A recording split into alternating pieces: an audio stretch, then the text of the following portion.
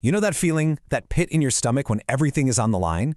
That one split second where a single wrong move could just spell disaster? But the right one? Oh, the right one could change absolutely everything? Well, I've got a story for you today about a single sentence that did exactly that.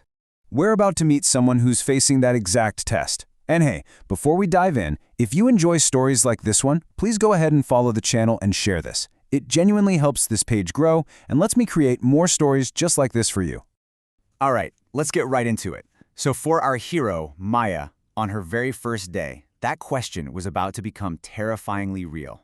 Picture this, a huge open office, just a sea of cubicles, buzzing with energy. It's a bilingual call center.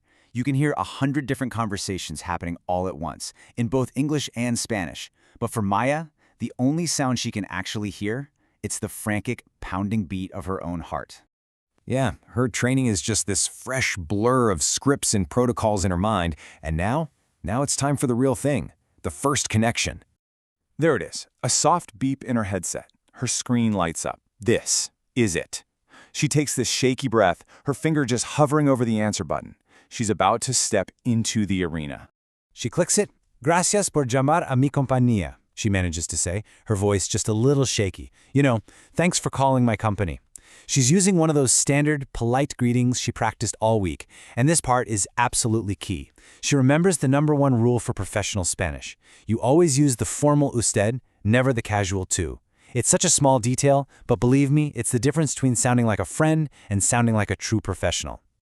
So, the customer has a pretty simple question, and just like that, Maya's training kicks in. She follows the verification protocol perfectly, using these key phrases like, "Me permite por favor su nombre? Para fines de verificación." Basically, may I please have your name for verification purposes? And you know what? It works. She sounds professional, even though her hands are literally sweating. She hangs up the phone, and this wave of just pure relief washes over her. Okay, one down. But the screen lights up again, like almost immediately. A little flicker of confidence comes back. She answers, she's ready for the next one. But this call? Yeah, this one is different. So she starts again. Gracias por llamar. A little smoother this time. And then she waits for a response. And there's just dead air. Hello? She tries. Nothing. It's what they call a ghost call. And it's this weirdly common glitch in call centers where the line connects, but there's nobody there. It is so unsettling. It's like talking to a phantom. And you're not going to believe this, but there's a script even for this situation. So, a bit flustered, Maya follows this really strange procedure. She says into the void, "Estimado cliente, si me escucha, no le escucho," which means, "Dear customer, if you can hear me, I can't hear you." She has to repeat the phrase, tell the silent caller to hang up and try again, and then, after the third try, she disconnects. I mean, it feels completely absurd, but hey, that's the protocol. So now her nerves are just shot from that bizarre silent call, but there's no time to recover. The third call comes in, and from the very second she answers, the line just crackles with pure, unfiltered frustration. This is her breaking point. I mean, the voice on the other end is just a tidal wave of anger. The customer's been transferred, he's been disconnected, he is completely at his wit's end. And every single word is like a hammer blow to Maya's fragile first-day confidence. And poof, her training, her scripts, all those carefully memorized lines, it all just evaporates in the heat of his rage. All she can hear is that fury, and it's all pointed right at her. Panic just floods her senses. Her throat tightens. She's about to fail. Big time. But then, just as she's about to completely break, a single phrase from her training cuts through all that noise. And this isn't a script. It's not a procedure. It's a lifeline. It's all about connection. This is it. This is the moment everything changes. She takes a deep breath, and she says the sentence that saves the entire call. Señor, entiendo su molestia y preocupación. It just means, sir, I understand your annoyance and your concern.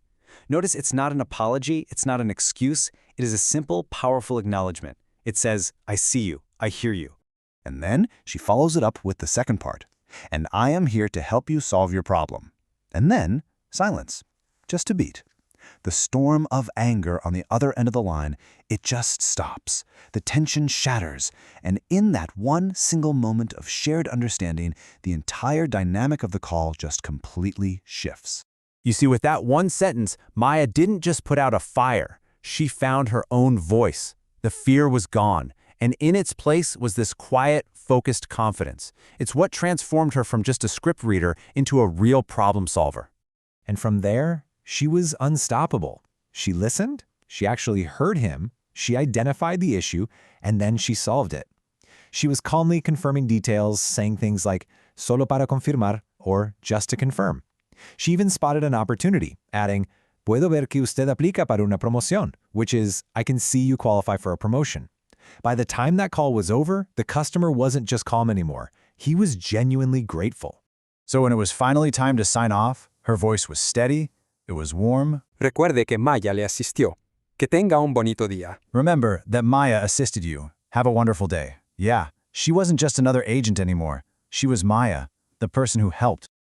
On her very first day, Maya learned something huge. That the most advanced protocol, the most detailed script, it's worth nothing without a real human connection. The key wasn't just knowing what to say, it was understanding why it needed to be said. If this story moved you or maybe made you think a little differently, share it with someone who needs to hear it. And please, follow the channel for more stories just like this one. Thanks so much for listening.